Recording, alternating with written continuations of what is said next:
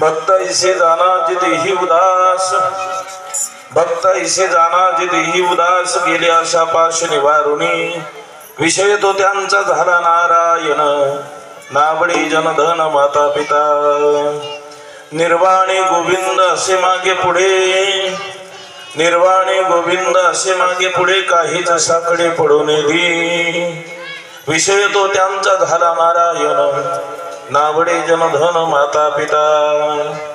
तुका म्हणे सत्य कर्मा भावे साह्य, तुका म्हणे सत्य कर्मा भावे साह्य, घातलिया भय नरका जाणे, विषय तो त्यांचा झाला नारायण, नावडे जनधन माता पिता.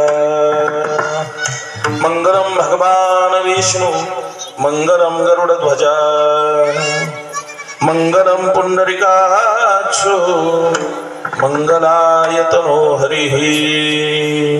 समचरण सरोजम सांद्र नीलांबुदाभं, जगन निहित पाणी मंडनम मंडनानाम, तरुण तुलसी माला कंदरम कंज नेत्रम, सदैव धवलहासं विठ्ठलं चिन्तयामि।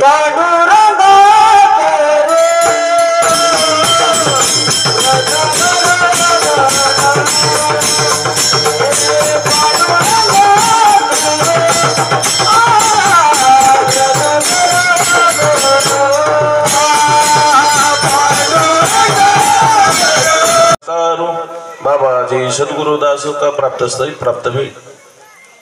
श्री क्षेत्र देवदैठण ते श्री क्षेत्र पंढरपूर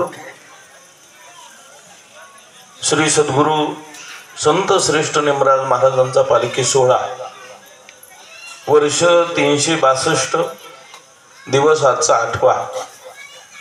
8व्या दिवसाची मुक्कामाची व्यवस्था ज्या गावामध्ये आपली सालाबाद प्रमाण होते ते पवित्र आणि पावन गाव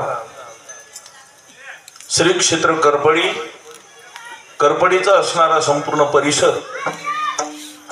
परिसरामध्ये असणारं गावामध्ये असणारं पांडुरंग परमात्म्याचं अधिष्ठान, त्या अधिष्ठानासमोर आजची ही कीर्तन रूपी सेवा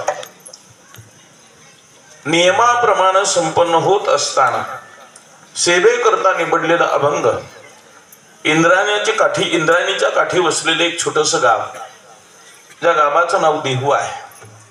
या देहू गावामध्ये कनकाई माता बोलोबा महाराजांच्या पोटी जन्माला आलेलं विश्वरत्न, ज्यांच्या विचाराची उंची भंडारा भामचंद्र बोराडेश्वरापेक्षा व्यापक होती, प्रज्ञा ज्यांच्या घरी पाणी वाहण्याचं अलौकिक काम करत होते, काळ गुलाम म्हणून सलाम करायला ज्यांच्या दारात उभा होता ते जगद्गुरु जगतवंदनीय श्रीमंत संत श्री तुकाराम महाराजांच्या मुखारविंदातून अशा भगवत भक्ताचं वर्णन करणारा अभंग आहे की ज्याच्या जीवनामध्ये सगळे आशापाश निवारण झालेले आहेत। अशा भक्ताचं वर्णन जगद्गुरु तुकोबराय करतात। भक्त ऐसे जाना जे देही उदास गेले आशापाश निवारून, त्यांचा आशापाश निवारून गेले आणि आशापाश जाऊन त्यांचा विषय नारायण झालाय। विषय तो त्यांचा झाला नारायण।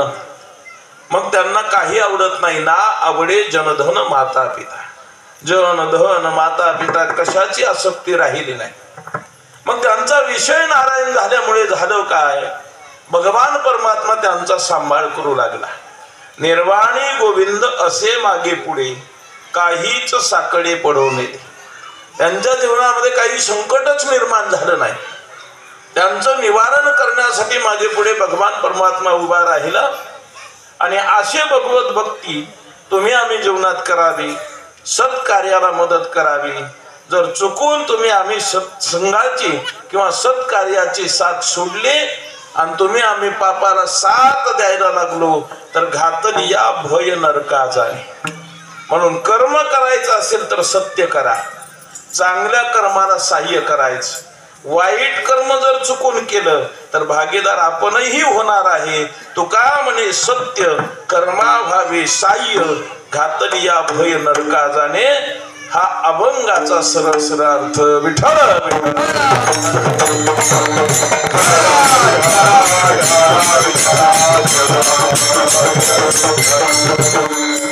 तुकोबाराय अभंगामध्ये भक्ताचं वर्णन करतात। आता मुळात प्रश्न असा आहे, भक्त म्हणायचं कोणाला, कोणाला भक्त म्हणावं? भक्तासारखे दिसणारे अनेक आहेत, मग कोणाला भक्त म्हणायचं? महाराज हा मोठा प्रश्न आहे, संत कोणाला म्हणायचं? आपण भाग्यवान मंडळी, तुम्ही आम्ही किती भाग्यवाने, किती भाग्यवाने तुम्ही आम्ही, इतके भाग्यवाने तुम्ही आम्ही फक्त संताबरोबर चालत नाही तर संत कुळाचा जो राजा आहे ना त्या निमराजा बरोबर चालतोय। इतके तुम्ही आम्ही भाग्यवान आहे, फक्त संत नाही तर ते राजा आहेत महाराज संत कुळात। किती अधिकार, अधिकाराचं वर्णन करणं सोपं नाही महाराज। असं वर्णन आलं, संत कळणं एवढं सोपं नाही। भक्तीची व्याख्या सांगताना ज्ञानेश्वरीमध्ये माऊली ज्ञानोबराय म्हणतात, जे जे भेटे भूत ते ते मानिजे भगवंत, हा भक्ती योग निश्चिंत जाण माझा। भक्तीचा योग आहे महाराज। काय भक्तीचा योग? जे जे समोर दिसेल त्या प्रत्येकामध्ये भगवान परमात्मा दिसतो, ही भक्ताची लक्षण आहे महाराज. सर्वभूती पाहे एक वासुदेव, सर्वभूती पाहे एक वासुदेव, सर्वभूती पाहे एक वासुदेव, सर्वभूती पाहे एक. ज्या ज्या ठिकाणी दृष्टी जाईल ती समरूप दृष्टी असावी, आणि ज्याच्या ज्याच्यावरती लक्ष जाईल ते भगवत स्वरूप दिसावं, ही भक्ताची लक्षण आहे. जे जे दृष्टी दिसे ते हरी रूप,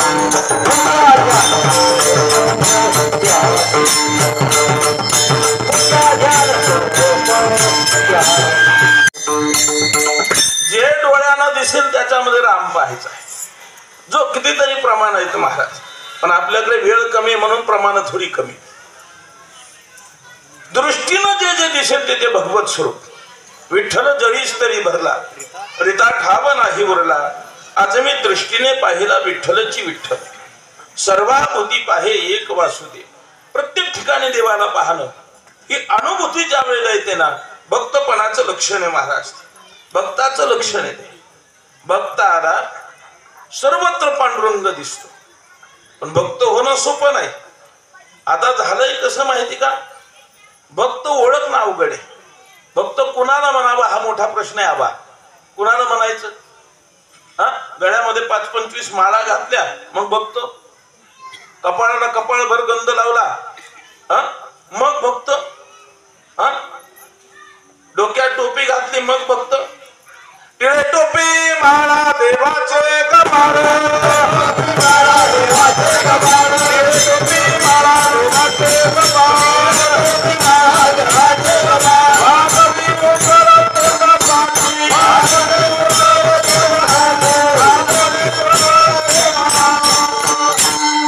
टिळे टोपी माळा देवाचे गबाळ, वागवी वंगळ पोटासाठी. महाराज म्हणले टिळ टोपी माळा घातल्या म्हणजे संत नाही म्हणता येत त्याला. मग संत कुणाला म्हणायचं? महाराज म्हणले अंगा लावून या राख, डोळे झाकून करती पाप, ऐसे कैसे झाले भोंदू, आणि कर्म करुणी म्हणती साधू. कुणाला साधू म्हणायचं महाराज? अंगावरती भगवी कपडे घातले मग साधू. मग तुकोबाराय म्हणले भगवी तरी थोडी, श्वान सुकरे बापुडी. अरे कुत्रे जन्माला येताना भगवे जन्माला येतात, मग ते किती मोठे साधू असते. भगवी कपडे घातल्यानं साधू होत नाही, विचार भगवा व्हावा लागतो, अंतकरण शुद्ध व्हावं लागतं, आणि मग संत तत्वाचं ते लक्षण आहे महाराज. महाराज म्हणले कुणाला म्हणायचं संत? संत कुणालाही म्हणता येत नाही. संत नवती जगा मानसाच्या सारीखी. संत तुमच्या आमच्यामध्ये राहतात, पण संत तुम्हाला आम्हाला ओळखणं अवघड आहे, ओळखता येत नाही. महाराज म्हणले केस वाढवून संत झाला असताना अस्वल जन्माला येताना त्याच्या सगळ्या अंगावरती केस असतात, ते किती मोठं संत झालं असतं. म्हणून केस वाढवून संत होत नाही, बाह्य रंगाने संत व्हायचं नाही. आपल्याकडे महाराज पहा ना, सुगीचे दिवस आले की आपल्या दारात मागणारे येतात. मागणारे काय म्हणतो आपण त्याला? सुगीचे दिवस झाले, खळ्यात धान्य असलं की मागणारे येतात, त्याला काय म्हणतो आपण सरपंच? 18 पगड जाती मागायला येतात, आपापल्या आसाम्या बलुतेदार मागायला येतात, त्यांची आसामी घेऊन जातात, त्यांचं कामाचा मोबदला ते नेतात ना. मग तेवढ्यावर थांबतं का? ते गेले का सकाळ पिंगळा आला, पिंगळा गेला रे गेला की मर्याईचा देव्हारा आला, मर्याईचा देव्हारा गेला का नंदी बैलावाला आलाच, नंदी बैलावाला गेला की जोशी आलाच. बरं हे जोशी आहे महाराज एवढे कडक असते आपल्या गावात येत ना. तुम्ही पहा ना, सकाळ सकाळ सरपंच जर एखाद्या बरी 10व्याला जायला जर निघालो ना आपण, आबा बापू 10व्याला जायला जर आम्ही स्टँड वरती आलो ना, तर परिस्थिती अशी होती आपले कपडे मळालेले असतात.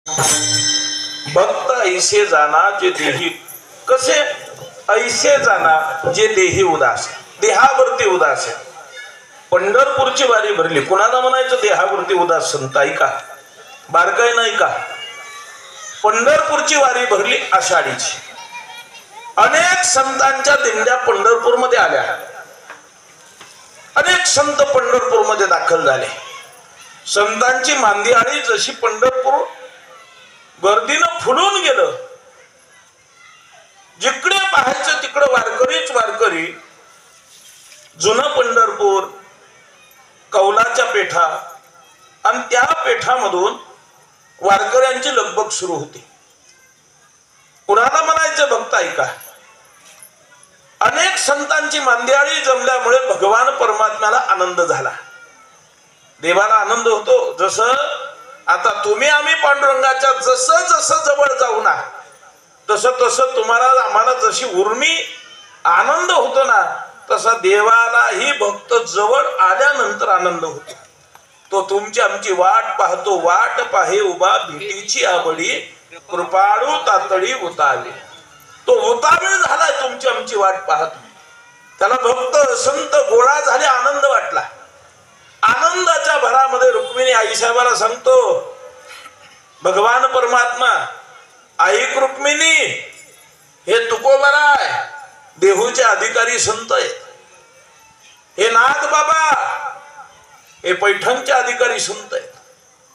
हे शेख मोहम्मद महाराज हे यवन कुळामध्ये जन्माला आलेले पण अधिकार संपन्न साधू आहेत श्रीगोंद्याचे.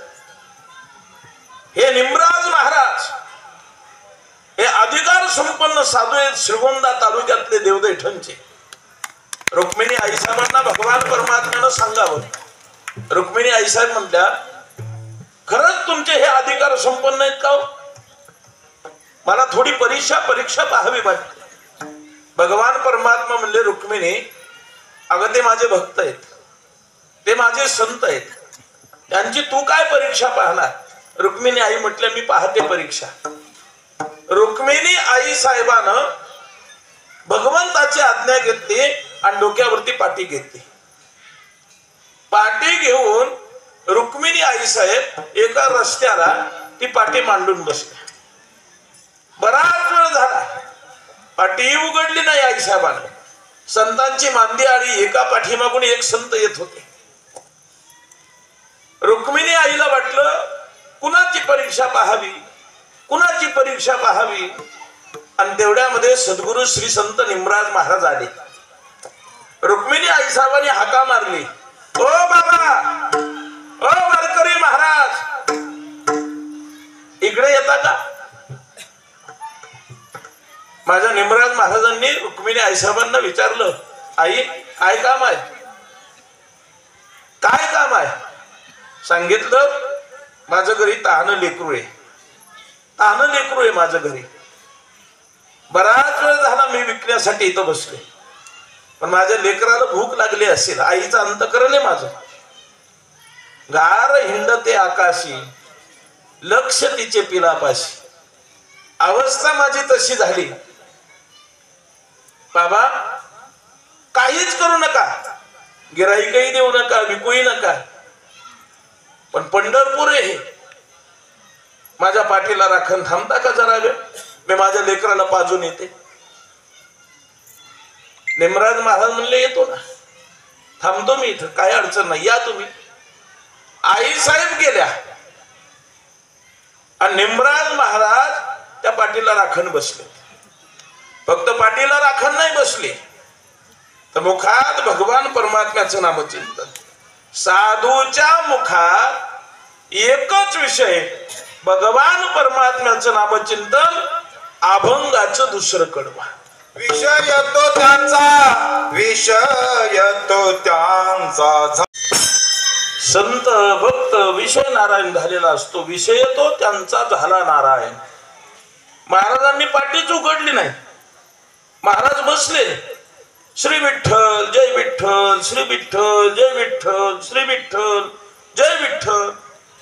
सकाळी पाठीला राखण बसलेले महाराज 10 वाजता सकाळच्या गेलेली रुक्मिणी आई 1 वाजल्या तरी आली नाही. महाराजांना माहित नाही ही रुक्मिणी आई आहे. अजून पाटीवाली मालकीन आली नाही. बाकी संत यायचे, निमराज बाबा अहो यायचं नाही का दर्शनाला? यायचंय ना, यायचंय. पण या पाटीच्या मालकीन गरीब मुलाला पाजायला गेल्यात, अजून आल्या नाही, आल्यानंतर येतो. तुम्ही व्हा पुढे. संध्याकाळ झाली, पाटीची मालकीन आली नाही. संध्याकाळ झाली, वारकरी यायचे. अहो अजून बसलेले तुम्ही, आम्ही दर्शन करून आलो, तुम्ही अजून बसलेले. निमराज बाबा अहो काय नेमकं, अशी काय आहे पाटी, काय आहे पाटी? आणि म्हणून एका वारकऱ्यानं, निमराज महाराजांनी नाही बरं, एका वारकऱ्यानं त्या असणाऱ्या झाकलेल्या पाटीवरचं वस्त्र बाजूला केलं आणि चमत्कार झाला महाराज. ती सोन्यानं भरलेली गाजराची पाटी निघाली. सोन्यानं भरलेली गाजराची पाटी रुक्मिणी आईनं निमराज महाराजांना दिली. निमराज महाराजांनी ती घेतली नाही. जे देही उदास, उदास ना वडे जन धन नाही. वारकऱ्यांना सांगितलं माझं नाहीये, वाटून टाका. वारकऱ्यांना वाटली महाराज गाजर. निमराज महाराजांनी जर ती गाजर ठेवली असती तर पंढरपूर खरेदी केलं असत. पण संत त्याला म्हणायचं जे देही उदास, उदास झाले महाराज देहावरती. रुक्मिणी आईनं त्यांना सोन्यानं भरलेली गाजराची पाटी दिली. तुम्ही आम्ही सगळ्या रुक्मिणी आहेत ना, तुम्ही सगळ्या रुक्मिणी, आम्ही तुम्हाला रुक्मिणी स्वरूप मानतो. आता खरी उडी तुमच्या जीवावरती आमची. आपल्याला जी जागा घ्यायची ना ती रुक्मिणीच्या सोन्याच्या गाजरानच घ्यायची. आणि तुम्ही ज्या 500 500च्या हजाराच्या नोटा देणार आहे ना त्या एका एका सोन्याच्या गाजरा समान आहेत. त्यामुळे तुम्ही जेवढं द्याल ना तेवढं एक एक सोन्याचं गाजर असल्यासारखं आहे. रुक्मिणीने प्रसन्न व्हायचं. पांडुरंगाच्या हातात आहेच काय? अरे पांडुरंगाचे पाय देखील लक्ष्मीच्या हातात आहेत. पाय लक्ष्मीच्या हाती. फक्त रुक्मिणीनं म्हणायचं हो पांडुरंगा, हो पांडुरंगा, अहो देऊन टाका. पांडुरंगाची नाही म्हणायची टापे. खरं सांगा बापू, पांडुरंगाच्या आबा, फक्त रुक्मिणी म्हणली पाहिजे ना. मग इथं रुक्मिणी महत्वाची आहे. निमराज महाराजांना पांडुरंगानं नाही दिली सोन्यानं भरलेली पाटी. कोणी दिली? रुक्मिणी आई साहेबानं. आणखी एक उदाहरण सांगू का? आणखी एक उदाहरण सांगतो. निमराज महाराजांना भूक लागली म्हणून निमराज महाराजांना पांडुरंगाचा धावा केला. पण त्या हाकेला धावून जगदंबा आली. केडगावी दूध पाजी भवानी, केडगावी दूध पाजी भवानी. निमराज महाराज चालले काशी यात्रेला. निमराज महाराजांनी पंढरीच्या वाऱ्या कमी केल्या, काशीच्या जास्त केल्या. असा इतिहास आहे की निमराज महाराज जात असताना निमराज महाराजांना भूक लागली. पांडुरंगाचा धावा केला, शंकराचा धावा केला, विश्वनाथाचा धावा केला. आणि दूध पाजायला शंकर परमात्मा नाही आले, पांडुरंग नाही आले. केड गावी अंबा दूध पाजी भवानी. अंबा भवानी निमराज महाराजांना दूध पाजण्यासाठी आली. पहिलं सोन्यानं भरलेली पाटी ही आईनच दिली आणि पुन्हा भूक लागली म्हणून दूधही आईनं पाजलं. आणि गंमत अशीच महाराज, जेव्हा भूक लागेल तेव्हा रडायचं आणि पोट भरण्याचं काम आईच करते. आमच्या माता माऊल्यांनी गुरुजी अहो 1000 500 1000 500 2000 बोलू नका जरा वेळा. त्या पोरी तिकडं पोरींना बाजूला सरकावर त्या माणसं शहाणी वर्गानं एकदा ठरवलं ना, एकदा की मातृशक्ती सामान्य नाही, स्त्री जन्म म्हणून न भावे उदास. स्त्री जन्म म्हणलं की उदास नाही, उर्मी असावी, जोश असावा, ताकद असावी. किती ताकद आहे तुम्हाला आताच उदाहरण सांगतो का. मी एक 15 दिवसापूर्वी कर्जतला कीर्तनाला आलो आमच्या संगीत ताईकडे, आणि ताईला तेव्हा सांगितलं होतं आमची पालखी करपडीला या दिवशी मुक्कामी, तुम्ही या. महाराज ताई एकटी नाही आली बरं का, अशोक मामा ती गाडी करून बरोबर त्यांच्या सगळ्या महिला घेऊन आली. म्हणजे स्त्री शक्तीची ही ताकद आहे. आदी शक्ती एकटी येत नाही, सरपंच एकटी येत नाही, ती तिच्या बरोबर ऐका यशस्वी औदार्य ज्ञान वैराग्य ऐश्वर्य सगळं घेऊन येते. लक्ष्मी आली ना का तिच्या पाठीमागे विष्णू आलाच, तिच्या मागे पांडुरंग आलाच. आपण फक्त आईला प्रसन्न करायचं. आणि महाराज सरपंच म्हणजे असं शास्त्रच आहे, आई देतेच, आई देण्यासाठी उदारच आहे, तिच्यासारखं उदार पात्र नाही. म्हणून तुकोबराय म्हणले ऐशी कळवळ्याची जाती करी लाभा विन प्रीती. फुकट प्रेम करते ती, फक्त रडल्याशिवाय ती देत नाही. तुम्ही पहा ना, जोपर्यंत लेकरू रडत नाही तोपर्यंत ती घेते का. ती असं झोळीत टाकते, ती असं अंगणात टाकते, असं पाळण्यात टाकते आणि काम करते. पण लेकरानं काय एकदा टाहो फोडला रे फोडला, मग ती काय करते, काय करते महाराज, काय करते ती आहे ना, सगळं काम सोडून देते आणि लेकरासाठी लेकराच्या ओढीनं पळते. तुम्ही नवीन वेलेली गाय पहा, माणसाचं सोडून द्या, पशुचं सांगतो, नवीन वेलेली गाय पहा आणि चरण्यासाठी तिला रानात न्यायचं. संध्याकाळ झाली आणि घराच्या दिशेनं तिनं एकदा पाहिलं आणि हंबरडा फोडला, ती गोठ्यापर्यंत येईपर्यंत मालकाला देखील ऐकत नाही. ती येते लेकराला तिच्या जिभेनं चाटते आणि तिला प्रेमाचा पाना फुटला रे फुटला त्या लेकराला पाजते. महाराज आईचं पात्र असंच आहे, एवढा नारी शक्ती ताकद आहे. आपण पाहिलं परवापासून गोरखदादा, परवापासून आपण पाहिलं नाना जवळजवळ आपल्याला 3 लाख रुपये तर महिलांनीच दिलेत. 1000, 500, 2000. 2 दिवसात ताई, 2 दिवसात आम्ही पंढरपूरला जागा घेतली 1,11,00,000 रुपयाला. महिलांचा सहभाग मोठा आहे. आणि किती सहभाग आहे महाराज, हे आपण इकडं सांगतोय, पण आपल्या घरच्याही रुक्मिण्या ज्या घरी आहेत त्यांनी आपल्याला पालखीत पाठवले, त्याही तिकडून पुन्हा फोन पे करते. आज मला बऱ्याच माऊल्यांनी सांगितलं आम्हाला घरून देखील पैसे आले, घरून पैसे आले पावती फाडायची. महाराज सकाळी माझ्याकडे जवळजवळ 5-6 पावत्या आल्या सकाळी. आणि आता मोबाईलला कैलासवासी जिजाबा सजन कोकाटे यांच्या स्मरणार्थ त्यांच्या रुक्मिणीनं संगीता जिजाबा कोकाटे यांनी देखील फोन पेला आता 5,000 रुपये पाठवले कीर्तन सुरू व्हायच्या आधी. म्हणजे ह्या रुक्मिणी आहेत ना, ह्याच आपल्याला भरभरून मदत करणार आहे. त्यामुळे महाराज हे महत्वाचे. निमराज महाराजांना आईनच मदत केली. निमराज महाराजांना दूधही आईनं पाजलं आणि निमराज महाराजांना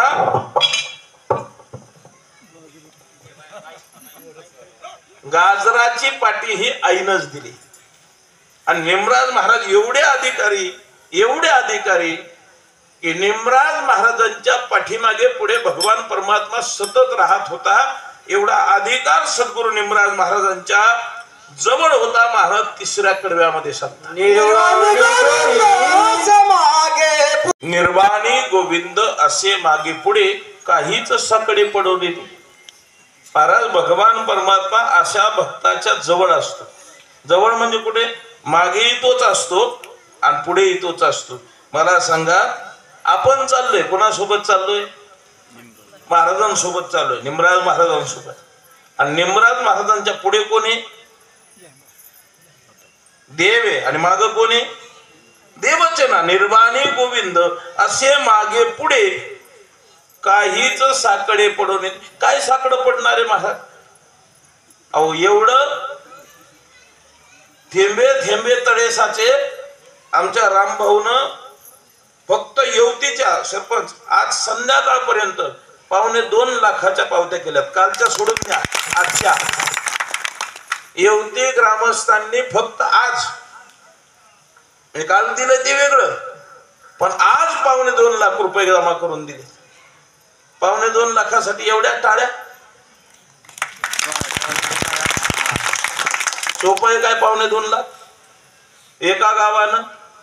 आणि आता तर आपण करपडीत आलोय.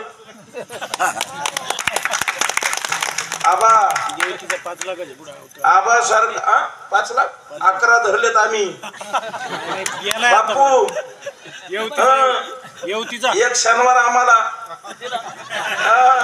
आबा, एक मास्टर आम्हाला द्यावंच लागेल ना. द्यावंच लागेल. तुमच्या जीवावरच आम्ही उड्या मारतोय ना. महाराज एक पगार द्यावाच लागेल. त्याच्याशिवाय जुळणारच नाही. तुम्ही आम्ही खेळी मेळी गदारोडी आनंद. महाराज निमराज महाराज गावात आल्यानंतर करपडीच्या अंगात येतं. करपडी आनंदानं विभोर होते, लहान मोठा. इतकी श्रद्धा, इतकी निष्ठा, इतका भाव, इतका विश्वास निमराज महाराजांवरती कमी पडणार नाही करपडी आपल्याला. मी छाती ठोकपणे सांगतो, करपडी येवतीच्या बरोबर राहील. आता दैठणच येवतीपेक्षा कमी नको पडायला, हे भ्याव वाटायला लागलंय. असो, निर्वाणी गोविंद असे मागे पुढे काहीच साकडे पडवले. काहीच साकडं पडणार नाही, काहीच अडचण येणार नाही. का? देव माग पुढे उभा आहे ना. तुम्ही आम्ही निमित्त आहेत. करता करविता तोय, त्यानं ठरवायचंय. आणि तुम्हाला एक वाक्य बोलू का? खरं सांगा बरं, तुम्ही आम्ही किती ठरवलं आणि त्यानं ठरवलं नाही करू द्यायचं, खरं कुणाचं होईल? आणि आपण किती ठरवलं नाही करू द्यायचं आणि त्यानं ठरवलं करूनच घ्यायचं, खरं कुणाचं होईल? आपलं काय बरं? आपण असेच आहेत ना, निमित्ताचे धनी, केला असे प्राणी, माझे माझे म्हणून व्यर्थ केला.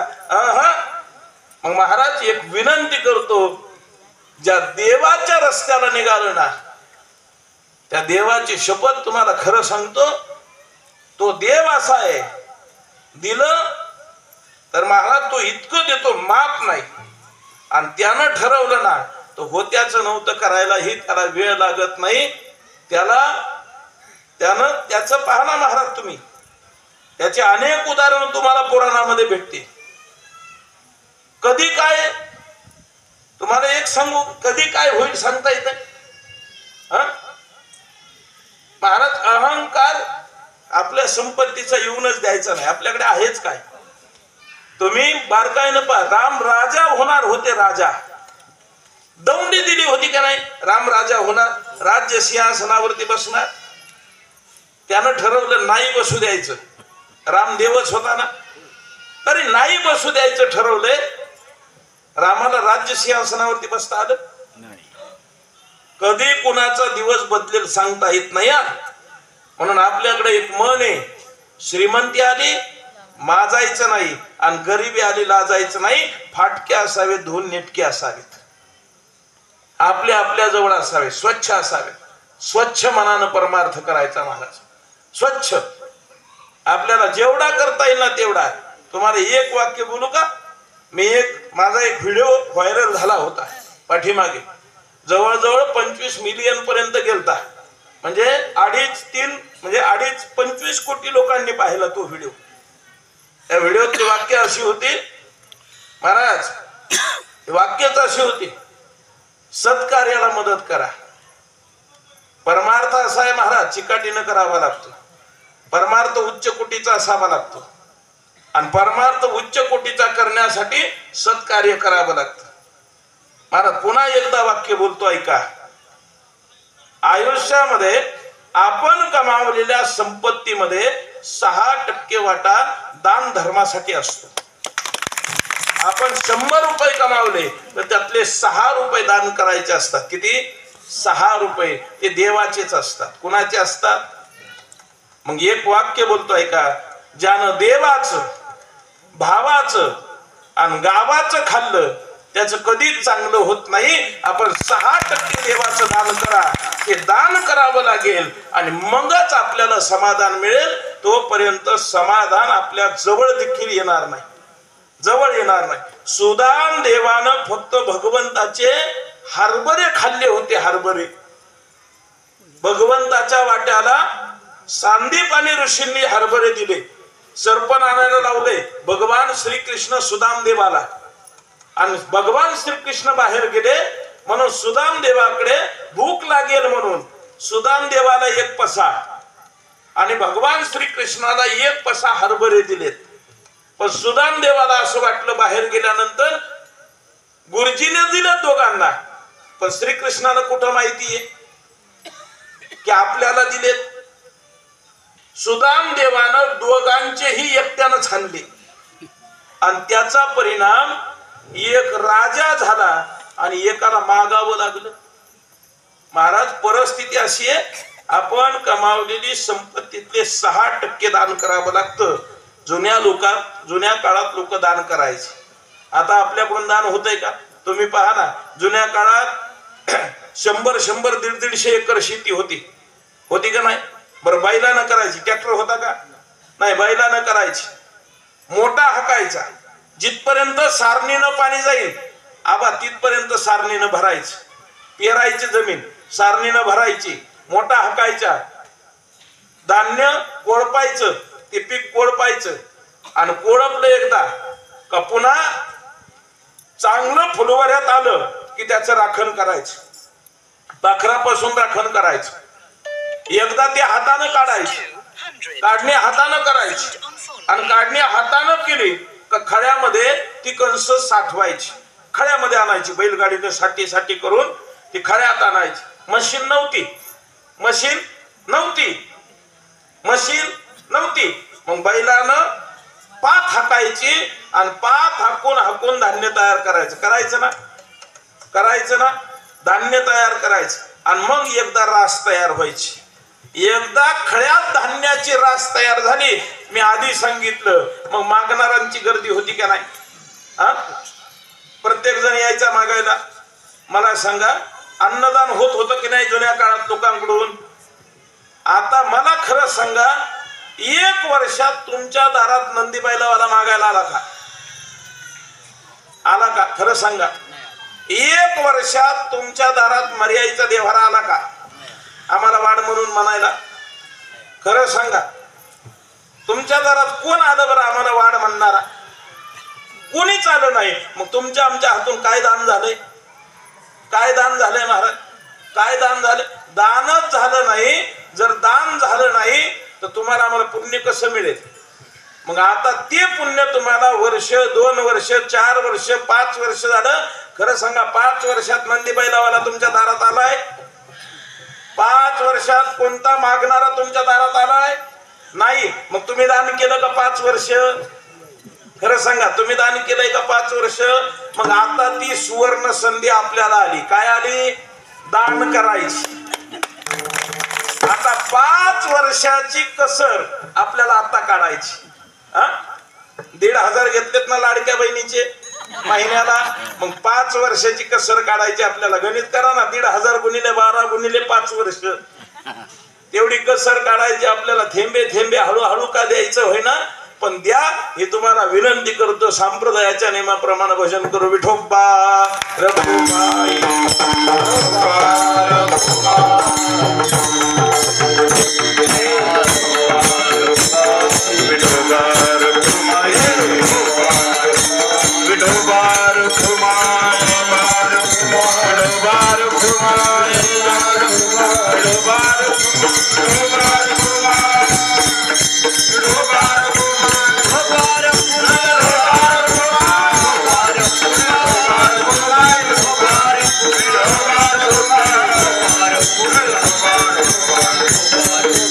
Bye.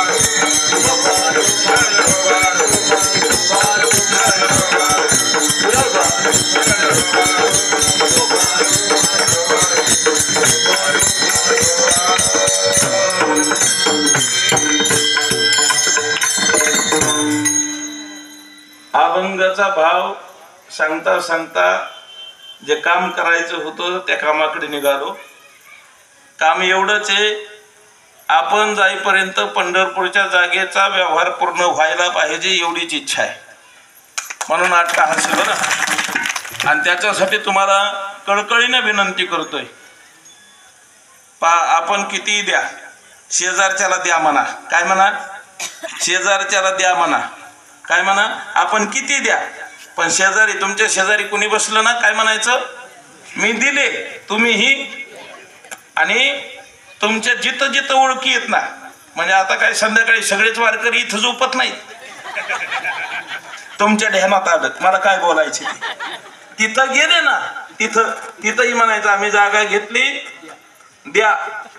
द्या म्हणलं की पुण्य, आणि देऊ नका म्हणलं की महाराज शेवटच्या कडव्यात सांगते. तुका बने सत्य कर्मा भावे सार, तुका बने सत्य कर्मा भावे सार. काही नाही का बरं? तुम्ही जिथं जिथं जाल ना, आता तिथं तिथं काय म्हणायचं? मी दिलंय, तुम्हीही आमच्या निमराज महाराजांच्या जागेसाठी मदत करा. प्रमाण ऐका म्हटल्यानंतर काय होतंय आणि विरोध केल्यानंतर काय होतंय. तुका म्हणे सत्य कर्मा व्हावे साह्य. सत्य कर्माला साह्य व्हायचंय, आणि जर झालं नाही तर घातलिया भय नरका जाणे. आपल्यात तर कोणी असं म्हणत नाही नका देऊ, असं कोणी प्रचारच करत नाही नका देऊ. पण जर चुकून एखाद्यानं तसा प्रचार केला तर समजायचं कारण नरकाची प्राप्ती. महाराज बरोबर ना? घातलिया भय नरका जाणे. म्हणून आपण सगळ्यांना उद्यापासून काय करायचं? उद्यापासून आतापासूनच काय करायचं? घरी फोन करा, द्या. फोन पेला पाठवा, द्या. फोन पेला. आणि महाराज सगळे देण्यासारखे, कोण नाही बरं? आजारी पडलं, लाख रुपये दवाखान्यात पुरत नाही. दवाखान्यात काय बोर्ड लागतो का? आबा बोर्ड लागतो का? आमका आमका आजारी पडला आणि त्याची 1 लाख रुपये बिल झालं. पण दवाखान्यात लाख रुपये त्यानं जर ठरवलं तर तो 10 लाखालाही तुम्हाला आम्हाला दवाखान्यात पोचवील. आणि त्यानं ठरवलं तर न मोडता काटा हिंडता वन. आम्ही वानवानी पायानं हिंडू द्या, तो काटा मोडू देणार नाही. तुमचे आमचे 10 लाख कसे वाचवील तुम्हाला सांग का? कोरोना आला की नाही? कोरोना माणसं दवाखान्यात चालत गेली की नाही? चालत गेली. मडक्यात 8-10 दिवसानं राख शिल्लक आली लोकांची, आली की नाही? मग निमराज महाराजांना आपल्यावर कृपा केली का नाही? खरं सांगा, आपल्याला कोरोनाही होऊ दिला नाही आणि दवाखान्यापर्यंत जाऊही दिलं नाही. खरं आहे की नाही? ही कृपा कोणाची आहे? निमराज महाराजांची. मग ज्यांचा कोरोना घरात शिरला, मला सांगा किती पैसे गेले? ज्यांना कोरोना झाला किती पैसे गेले बरं? 10 लाख, 5 लाख, 2 लाख, 3 लाख गेले का नाही? खरं सांगा. मग संगीतात आहे, आमच्या महाराजांनी आमच्या लोकांवरती कृपा केली की नाही? छत्र बनवले की नाही? निमराज महाराजांनी तुम्हाला आम्हाला काटा मोडू दिला नाही. आता किती वारकरी गेले कोरोनात? आपल्याला ठेवलंय. बरं बापू ठेवलं नाही नुसतं, आपल्याला कोरोनाही होऊ दिला नाही आणि 10-5 लाख रुपये आपले जाऊही दिले नाही.